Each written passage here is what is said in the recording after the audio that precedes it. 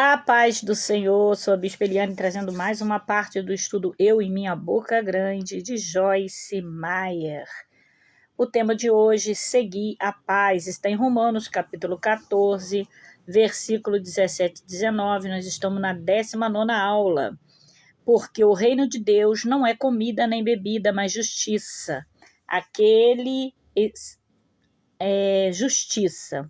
Alegria no Espírito Santo. Aquele que, deste modo, serve a Cristo é agradável a Deus e aprovado pelos homens. Assim, pois, seguindo as coisas da paz e também as da edificação de uns para com os outros. Romanos, capítulo 14, versículo de 17 a 19. Amém? A versão King James, do versículo 19, vai dizer, portanto, seguimos as coisas que fazem a paz e as coisas das quais um possa edificar o outro. Creio que o que o Senhor está nos revelando nessa passagem é a necessidade vital de andarmos na paz.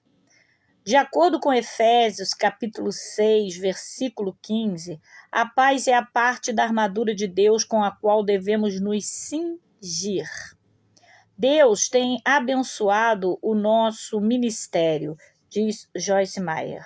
Uma das razões é porque ele está baseado em certos princípios que nos foram revelados pelo Senhor e estabelecidos por nós quando começamos o ministério.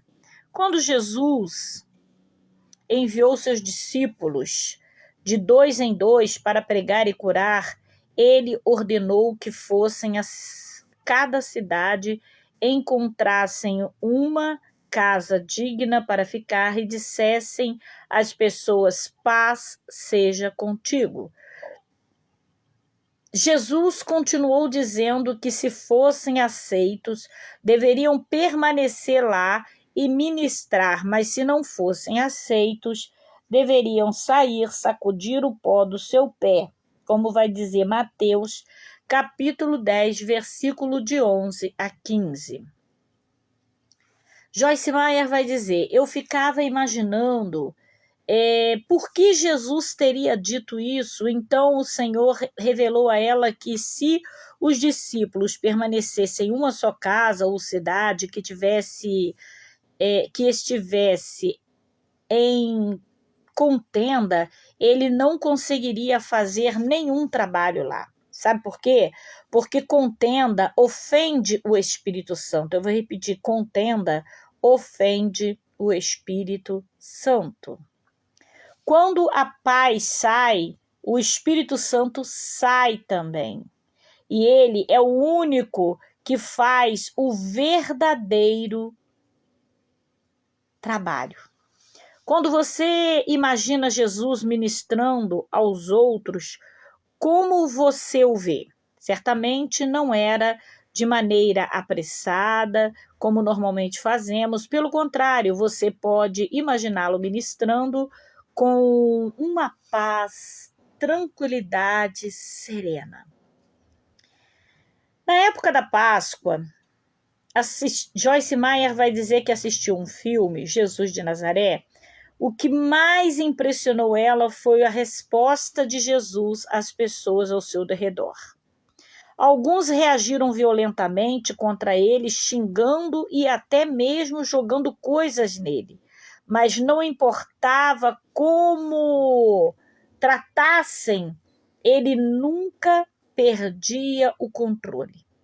Ficava chateado ou nem mesmo revidava. Eu admirei o trabalho maravilhoso que aquele cineasta fizera ao retratar a paz interior e o equilíbrio do nosso Senhor Jesus, que ele manteve apesar das circunstâncias.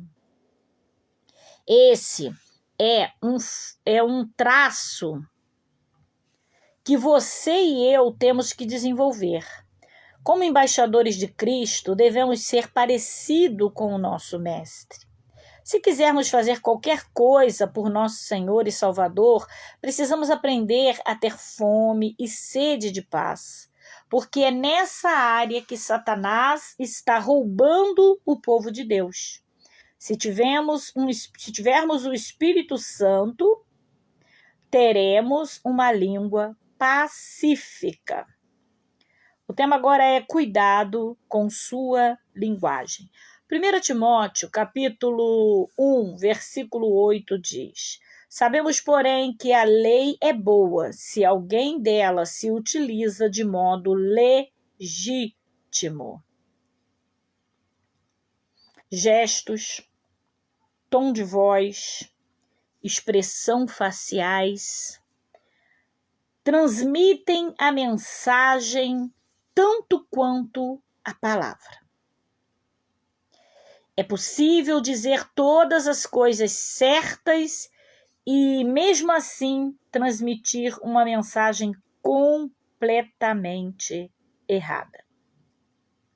No início do nosso casamento, vai dizer Joyce Meyer, do casamento dela com seu esposo David, o seu marido pedia para fazer algo que realmente ela não queria fazer. E ela diria, sim, querido.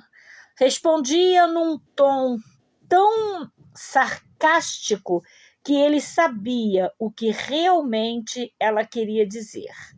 Que não era assim, porém, vou fazer para te agradar. Ele queria que ela...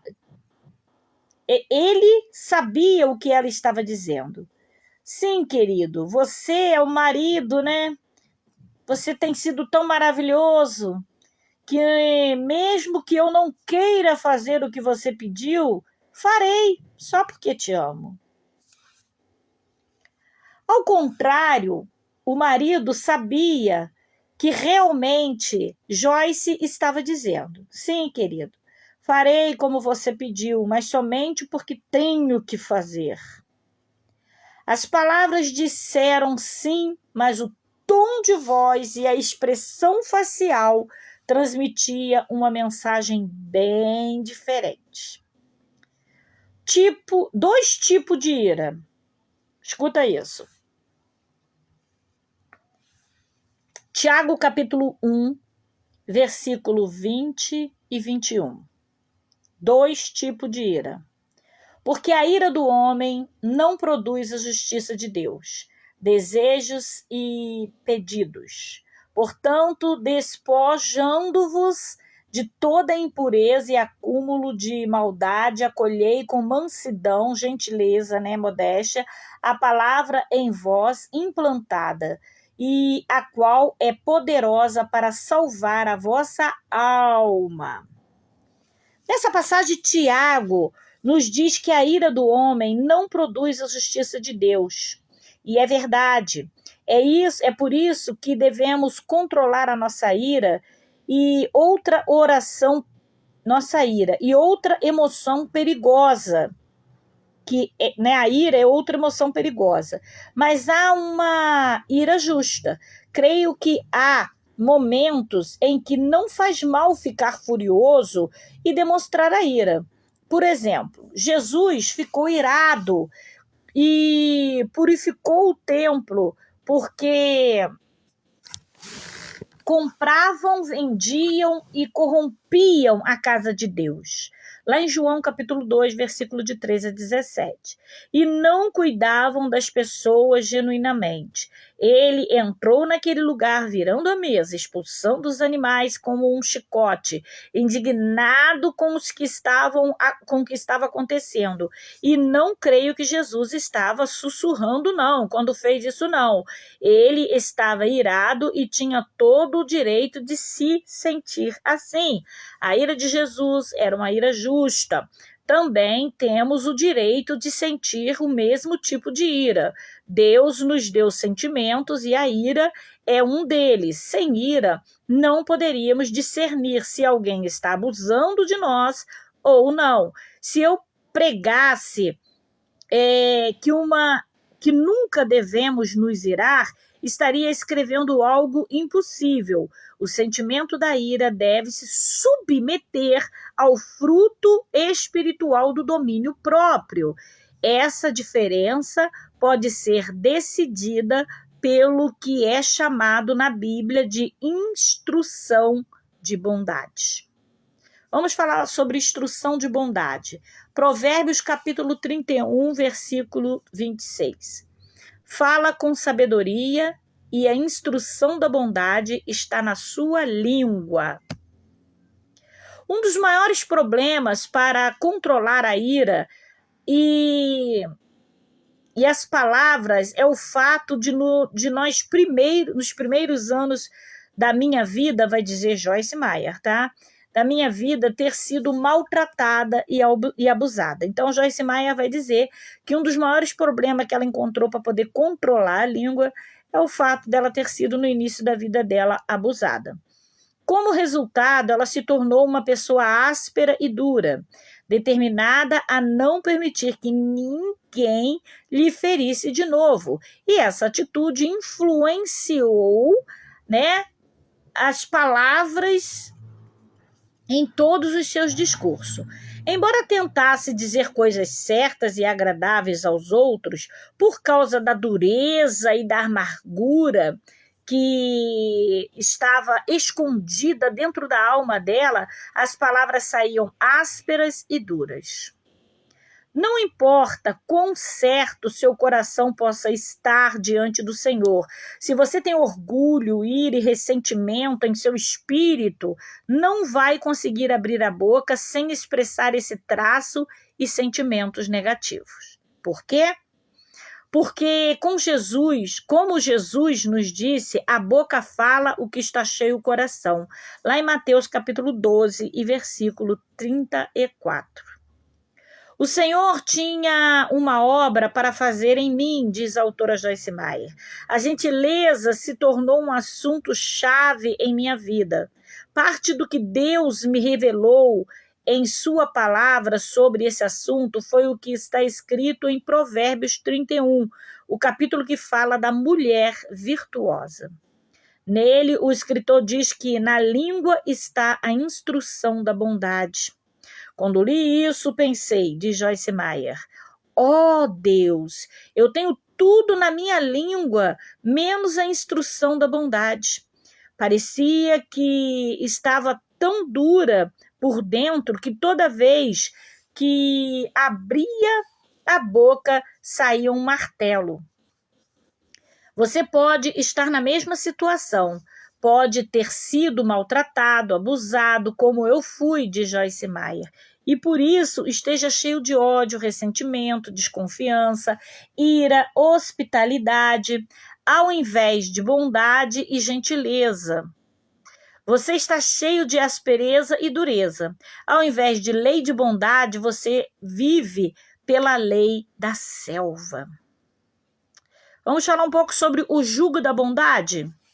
O jugo da bondade, Mateus, capítulo 11, versículo 29 e 30, vai dizer: Tomai sobre vós o meu jugo e aprendei de mim, que sou manso, dócil, humilde, simples de coração. E acharei descanso, ou seja, alívio, sossego, refrigério para a vossa alma. Porque o meu jugo é suave, ou seja, útil, bom, não é áspero, pesado, difícil, mas confortável, gracioso e agradável. E o meu fardo é leve. Vamos lá. Antes de o Senhor fazer uma obra em minha língua, diz Joyce Meyer, eu era terrível. Não podia nem mesmo dizer às crianças para jogar fora o lixo sem parecer um sargento. Quem quer viver com uma pessoa assim, Ninguém. Eu não queria ser daquele jeito, sempre tão irritada e impaciente. Você é assim? Se for, posso dizer que você está se tornando mais infeliz que qualquer outra pessoa. Não estou dizendo isso para trazer-lhe condenação, mas para derramar um pouco de luz na raiz de muitos dos seus problemas. Nosso principal problema está bem debaixo do nosso nariz e dentro da nossa boca. Como vimos, Tiago nos diz que nenhum homem pode domar a língua, mas há algo que podemos fazer. Podemos submetê-la a Deus, pedindo que o Espírito Santo tome o controle da nossa língua e traga em submissão à sua vontade. Isso é parte do que Jesus estava falando quando nos disse para tomar seu fardo. Seja gentil, mas firme. Tiago, capítulo 3, versículo 17. A sabedoria, porém, lá do alto, é primeiramente pura, depois pacífica e indulgente.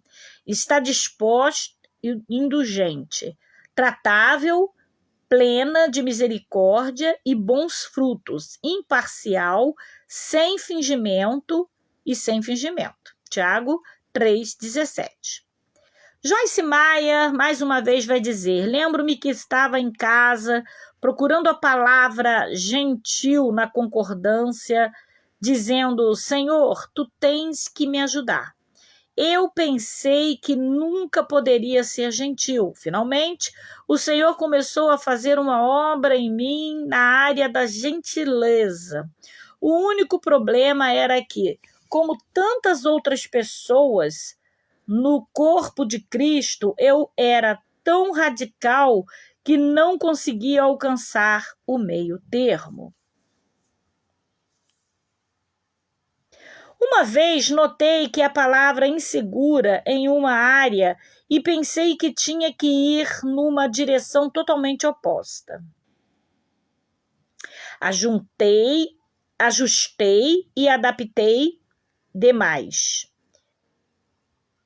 Eu me tornei tão gentil, boa, paciente, que não exercia nenhuma disciplina sobre o meu filho mais novo, que nasceu depois que meus outros filhos estavam crescidos. Também afundei no meu relacionamento com os outros. Deixei que as pessoas saíssem do controle em meu casamento, em minha casa, em meu ministério. Virou bagunça. Só que eu estava tão acomodada e compreensiva que me tornei ineficaz ao lidar com pessoas ou situações que pediam uma mão firme. E continuava dizendo para mim mesma: Joyce, você se superou, você é dócil, você lidou com aquela situação tão bem, você foi um docinho de coco. Faz-me sentir bem pensar que eu era tão doce, principalmente quando lidava com o meu filhinho. Mas ele não estava mudando, pelo menos era para melhor. Na verdade, estava ficando pior. Um dia, fiquei louca com ele e o avisei: olha, nunca mais faça isso de novo. E ele não fez.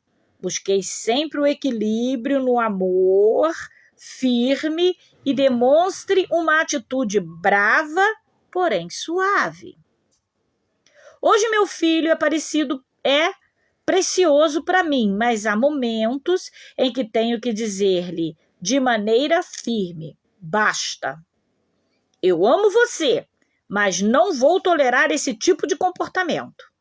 Aprendi com a minha experiência que um extremo é tão ruim quanto o outro. O que devemos aprender em tudo isso se chama equilíbrio. Se, por um lado, não podemos ser ásperos, duros, por outro lado, não podemos ser fraco, mole, bonzinho demais, excessivamente suave. Não.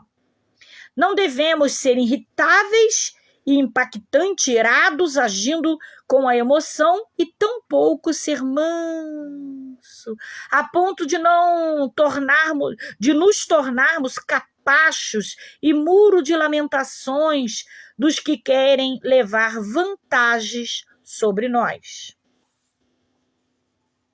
Há tempo para ser paciente e tolerante, e há tempo para ser firme e decidido. Há tempo para nos irar, há tempo para demonstrar justa indignação.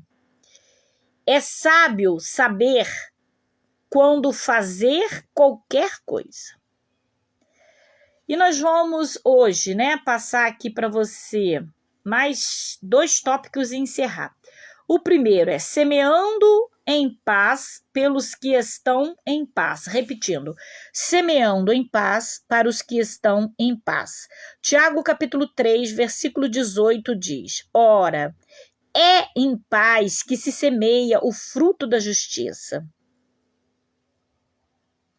para os que promovem a paz. Isso aí, para os que promovem a paz. Amém? Tiago 3,18. Vamos lá. Este é um dos versículos muito importantes. Você sabe que por que Satanás tenta nos deixar preocupados antes de irmos à igreja e por que ele tenta de tudo para deixar o pregador preocupado antes que ele suba ao púlpito? Porque o diabo não quer que nós reunamos em uma atitude de paz. Ele sabe que se estivermos perturbados, as palavras que ouviremos não nos atingirão. E elas não criarão raízes. Nossas palavras deveriam carregar vida e não tumulto. Esse versículo diz que a colheita da justiça é o fruto da semente semeada em paz, por aqueles que trabalham e promovem a paz em si mesmo e nos outros. Não me admira o Senhor ter me dito para não tentar promover a paz na vida dos outros sem antes tirar a contenda da minha vida. Já imaginou por que você ouve uma mensagem pregada por pessoas diferentes, em momentos diferentes, e não tem nenhum efeito, e de repente você ouve a mesma mensagem e ela tem um grande significado para você? E é por causa da unção que está na mensagem, quando é pregada por alguém que semeia a semente enquanto vive em paz. Alguém que não tem contenda em sua vida. Isso não significa que o pregador seja perfeito. Para que a palavra do Senhor crie raiz, deve ser semeada num solo de paz, por alguém que esteja andando em paz. Por isso, se você pretende ou planeja trabalhar para o Senhor, deve tirar a contenda da sua vida já. Simples assim. A última passagem de hoje, nós temos uma escolha. Nós temos uma escolha. Josué, escolhi hoje. Josué 24:15. O diabo tenta, de todas as formas, nos deixar preocupados e realmente consegue. Mas não é porque ele nos força, é porque nós deixamos, nós escolhemos. A escolha é sempre nossa. Você sabia que a maneira como reagimos em cada situação é escolha nossa? Cada um de nós tem atitude. Atitude produzem respostas para situações. Nós respondemos o dia todo, todos os dias, mas nem sempre da mesma forma. Por que 2 pessoas diferentes podem estar no mesmo engarrafamento e uma reagir de um jeito e a outra reagir de forma completamente diferente. É por causa da sua atitude diferente que as levam a fazer escolhas diferentes. É por isso que algumas vezes podem falar algumas coisas para duas pessoas diferentes e uma delas ficar perturbada, se sentir ofendida, enquanto que a outra não se importa nem um pouco com aquilo. É muito interessante isso, né? Tenho uma personalidade muito franca, diz Joyce Meyer. Algumas pessoas gostam disso, outras não. Uma pessoa pode pensar que o que acabei de dizer é maravilhoso, enquanto outra pode achar que é terrível. Por quê? Porque uma pode ser segura e a outra insegura. Da mesma forma, você e eu temos uma escolha sobre as reações em várias situações da nossa vida. Mas, Joyce, isso não pode ser tão simples quanto fazer uma escolha. Como você diz, as pessoas são diferentes e, portanto, elas têm maneiras diferentes de perceber, de experimentar e de se relacionar com a influência do exterior. Sim, diz Joyce Meyer, eu sei que temos um perfil psicológico diferente e cada um de nós foi exposto a experiências diferentes na vida que nos formamos e moldaram de formas diferentes. Sei que a maioria de nós carregamos mágoas e outros tipos de feridas mentais, emocionais e espirituais e que não há dois de nós exatamente iguais. Mas a verdade é que, independentemente da nossa diferença, temos o poder de fazer escolhas sobre como vamos responder às situações em circunstâncias extremas. Amém ou não amém? Nossas feridas e dores passadas podem fazer com que tenhamos reações negativas, mas superamos essas respostas negativas, aprendemos a palavra de Deus e escolhemos agir de acordo com ela, em vez de reagir às circunstâncias. Deus criou o livre-arbítrio, com a capacidade e a liberdade de tornar nossas próprias decisões. Acho que a palavra de Deus está compartilhando conosco em nosso tempo é a mesma que ele falou aos filhos de Israel nos dias de Josué. Escolhei hoje. Amém? Na próxima aula nós vamos falar, acho que é o capítulo 20, né? Nós vamos estar falando sobre não fale palavras torpes. Amém? Então, até a próxima aula. Não fale palavras torpes. Deus te abençoe.